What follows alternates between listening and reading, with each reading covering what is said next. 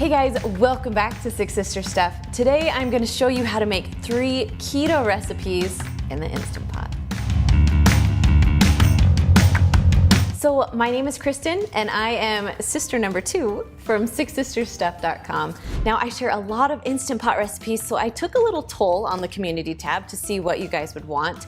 And at least half of you asked for keto recipes. So I thought I would share with you some of my favorites. Now I've actually hadn't done a lot of keto recipes, so my husband and I decided to do keto for a little bit, and just so I could get a feel of the recipes, what ingredients you should use, which ones you shouldn't. So I feel like I'm a little more prepared to teach you how to make these keto recipes. So let's get started. Okay, the first recipe I'm making is cracked chicken. This is probably my go-to recipe. It's so quick and easy, and then we just put it on lettuce wraps when we're done. So let's get started. All right, so what I'm gonna do is just put about 3 chicken breasts in the bottom of the Instant Pot. And then add about a cup of water just right on top. Now right now we're just cooking the chicken, so we're gonna put the lid on, and then we'll add the rest of the stuff after it's done cooking. Once your lid is on, you wanna make sure the little knob is on sealing, not venting. Then we're gonna push the pressure cook or the manual button. And because it's chicken, it's thawed chicken, we're gonna go to 20 minutes. So we're just gonna go up. There we go. So once you set the timer, you can just walk away. All right, once it's all done cooking, that little L will appear and start counting up. So we're just gonna take the little knob and turn it right over to venting.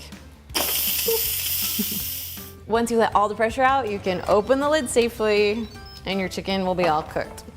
Okay, so you have 2 options. So you can drain your Instant Pot and then shred it in here, or I kind of like to shred it on the plate because it's a little bit easier to control. So I'm just gonna grab it. Now there's different ways you can shred. Lots of people like to put it in their KitchenAid mixer and just mix it all up. It shreds so easy. I usually have like bear claws, but I forgot to bring them today. So today we just get handy dandy forks. I'm just gonna shred this all up. Okay, so I shredded all the chicken. I actually took my pot and dumped out the liquid, and I'm gonna put my chicken right back into the pot. Now the chicken is still really hot. That's how we want it. And we're gonna put in 8 ounces of cream cheese. Now you can throw in the whole block like this, but I kinda like to break it up a little so it will melt a little faster.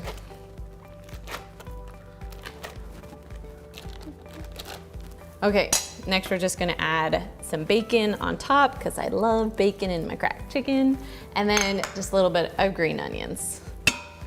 And then last but not least is ranch seasoning. Now I wasn't sure about this, but as I was looking at the nutrition facts, there are no carbs, no sugar, so definitely ranch seasoning, keto friendly.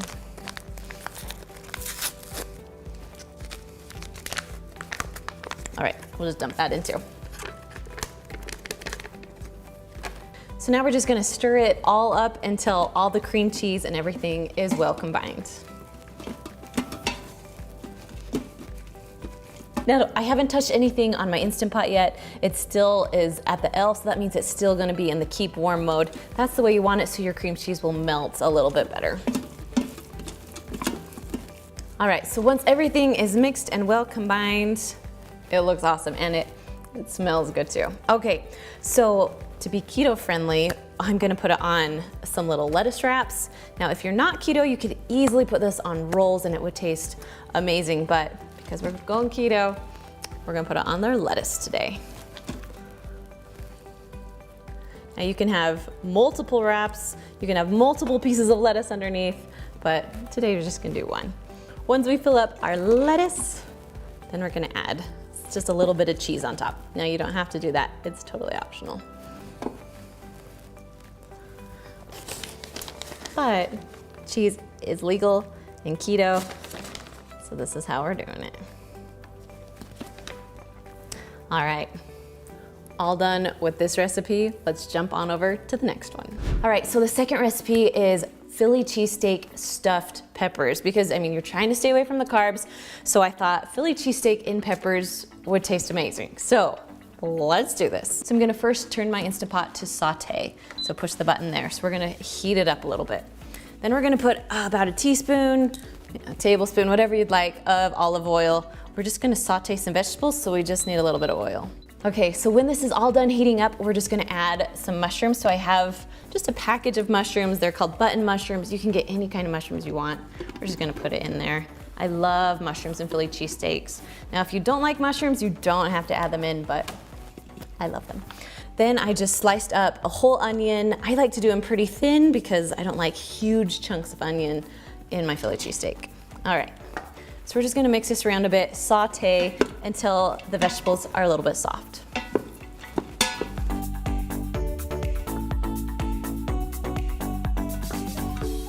Okay, so these have been going for a few minutes. I'm just gonna add a little bit of salt and pepper in here.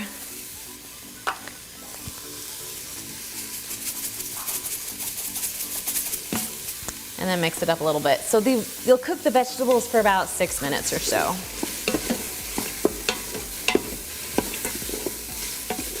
Okay, so once your vegetables are done, we're just gonna dump them out just right onto a plate right here.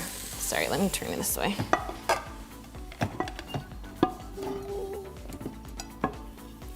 Okay, so I'm just gonna put this back in. It's okay if there's a little bit left because we're just gonna cook up the steak now. So I'm gonna add just a little bit more olive oil to the bottom. Now I did pre-cooked steak.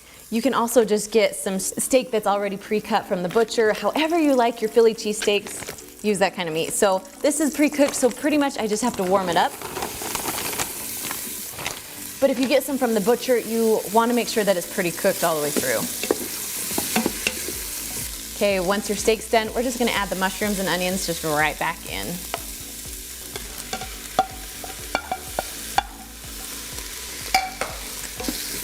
And then just mix together for a little bit. Okay, while that's together, we're gonna add a little bit of garlic. Now, it calls for about 2 cloves of garlic, but I'm just, you know how I estimate. I do that a lot. All right, I'm just gonna mix around.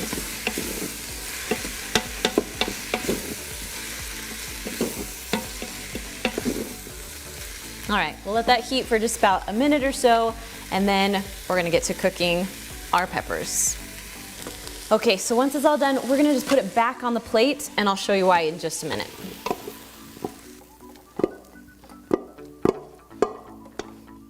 Whoop. Okay, I want you to look inside of my pot. This is one of the most common reasons you get the burn notice. So if you're sauteing something, you wanna make sure you scrub this pot really, really good before we start to pressurize something else. So I'm gonna go wash this and then I'll be right back. All right, so once it's pretty much clean, good enough, we're gonna put it in the bottom. Next, we're gonna add about a cup or so of water. All right, so now I took some peppers, I chopped off the top, I took all the seeds out, so we're ready to go with our peppers. Now, these peppers, my grocery store only had really thin peppers. I would highly suggest getting kind of fat ones so they'll be easy to feel and they can stand up on their own. So I wanna show you what I did. I used like a little steamer basket and I put foil all around it so they can stand up so all my food won't leak out.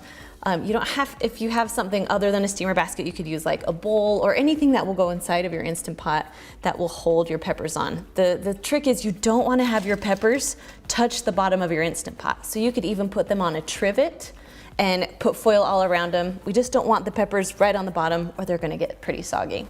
Okay, so we're just gonna scoot this right here and I'm just gonna fill up the Philly cheesesteaks inside of the peppers.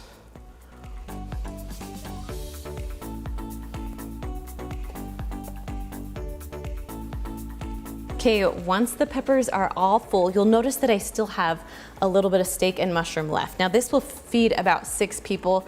I only need 3 today, so I'm gonna take this and stick it in the freezer, so all I'll have to do is cook my peppers later. So that's kind of what's happening here. Okay, so now I'm gonna take some provolone cheese, just because I love provolone. You can use other kinds if you'd like. But now usually if it's a big pepper, you can just put this right on top, but because mine are little, I'm just gonna separate it a little bit and kind of just pack it in. We just kind of want our cheese topping. Also, you can also put a cheese layer in your pepper before you throw your peppers on, but I didn't today. All right, almost done here. All right, so right now my Instant Pot is still on saute. We don't want saute anymore, so we're gonna push cancel. Cancel. All right, and I'm just going to lower down my peppers into my pot. Okay, I'm gonna put the lid on. Make sure that little knob is turned to sealing, not venting. We're gonna push pressure cook, and then we're going just to 5 minutes. That's how long it takes for the peppers to cook. So once you set the timer, you can just walk away. Once the timer's all done, you're gonna turn the little knob to venting to let all of the steam out. And then once all of the pressure and steam's out, you can lift your lid up. Now these look amazing. Yes. Okay, so we're gonna just pull the steamer basket right out. That's why I love steamer baskets so much. I'll actually link this steamer basket down below for you, or one similar that I use. We'll just put it right out here. Okay, so they're gonna be a little bit hot. I'm just gonna pull them out with some tongs, just so you guys can see how good they are. Just gonna put them in a bowl so they can stand up, so they won't tip on me. Nice. All right, if you guys can see that, this is one of my most favorite things that we've made since being on keto. So, all right, we're all done with this recipe. Now we're gonna jump on over to the next one. So the last recipe today is butter chicken, and this one is my favorite. So let's get started. So I'm first gonna push the saute button. We're gonna start heating up the pot. Then I'm gonna take about a tablespoon of olive oil, just drizzle it on the bottom. We gotta start cooking up some vegetables. So we're gonna add in 1 onion, just minced small. So while the onion's in there, we're just gonna add about, I don't know, a teaspoon or so, maybe 2 teaspoons of garlic. And then we got 4 tablespoons of butter that I'm just gonna throw in there. There we go. And then we're gonna mix this all together. So we're just gonna mix this around for about 5 minutes or so until the onions, get that lovely fragrant smell and are cooked a little bit.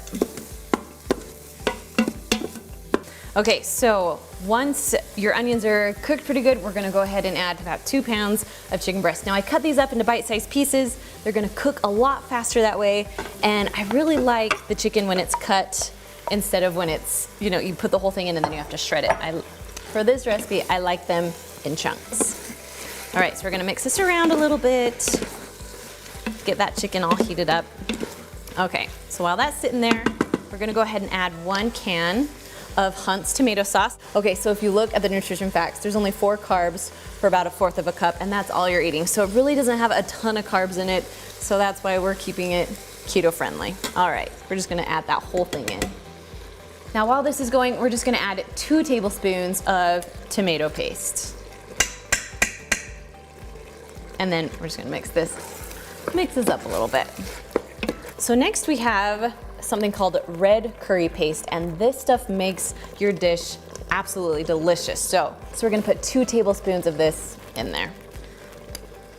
And I am just eyeballing a little because this is my teaspoon, but it's kind of a small opening there. Nice. Okay, mix that around. So next we're gonna do 2 teaspoons of marsala, I don't know. However you think you pronounce this, put down in the comments for me because I'm struggling. All right, this is good stuff though. However you pronounce it, or wherever you're from, how you pronounce it, it's good. So we're gonna do 2 teaspoons of that. Then we're gonna add 1.5 teaspoons of ginger.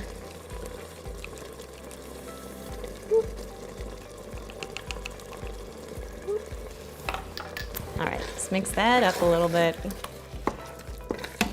I like this because as you're adding stuff, you're still on saute, so your chicken is starting to cook, which will make the pressure cook time go a lot faster. Okay, mix that in a little bit. So next we're gonna add some smoked paprika. I love smoked. That's probably one of my most favorite spices. We're gonna add about just 1/2 teaspoon of this. So we're gonna use the other side of this. Now if you haven't seen these are these magnetic teaspoons. They are my favorite because they just stick all together and they have double teaspoon on them. So I'll link those down below for you guys. I love them.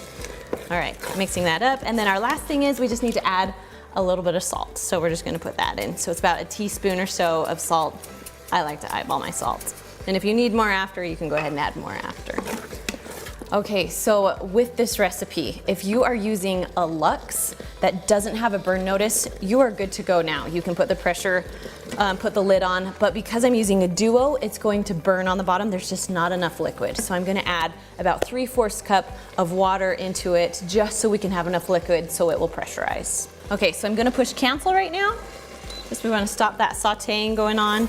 And we're gonna add about, I did about a cup of water. So we need to have liquid in there. So I kind of just mix things around so it's on the bottom because we don't want to see the burn notice today.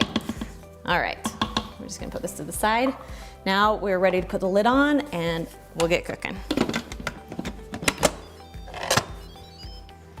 Okay, once your lid is on, we're gonna turn this little knob to sealing, not venting.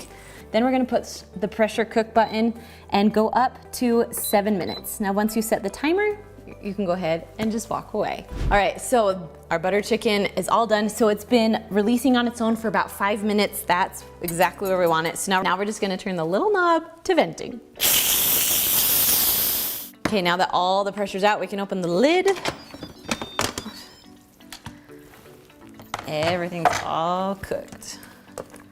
Okay, now it's pretty liquidy because I added that water, but we didn't get the burn notice, which is good. So we're actually gonna turn it to the saute button right now. So you're gonna push cancel and then saute, and we're gonna get rid of some of that water.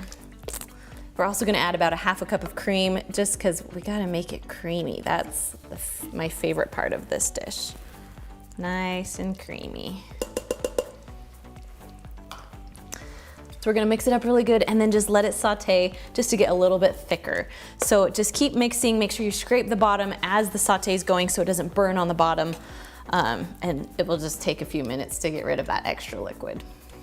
So I would usually put this recipe over rice, but because we wanna make it keto friendly, I would put it over cauliflower rice. That stuff is my favorite. You can get some huge, large bags of it at Costco or even like the little freezer ones. I don't mind the freezer ones that you stick in your microwave, but I do like it better if it is sauteed on the stovetop or something like that. It makes it taste a little bit better. So cauliflower rice and then your buttered chicken, and it's a perfect keto recipe. All right, so once you're done, I just like to put a little bit of cilantro on top, making it taste amazing. And there you go, simple, easy keto recipes. Now, if you want more easy recipes, make sure to watch that video right there, and I will see you guys next week.